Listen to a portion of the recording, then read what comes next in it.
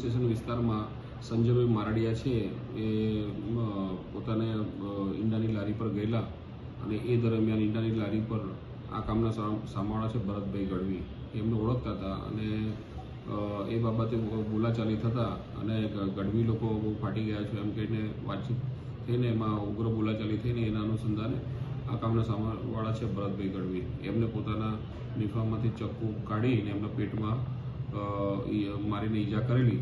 ત્યારબાદ તેમનું હોસ્પિટલ લઈ જતા મરણ થયેલ છે.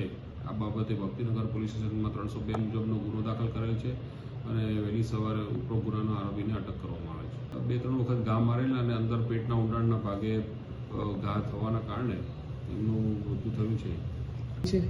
ઉપરોક્ત ગુનાનો આરોપી છે ભરત ગઢવી. એ અગાઉ પણ ઘણા ગુનાઓમાં સંડોવાયેલો છે. એ બાબત ધ્યાનમાં આવેલી છે. આરોપીના મૃતક વચ્ચે કોઈ એમ સંબંધ નહોતા પણ એકબીજાને ઓળખતા.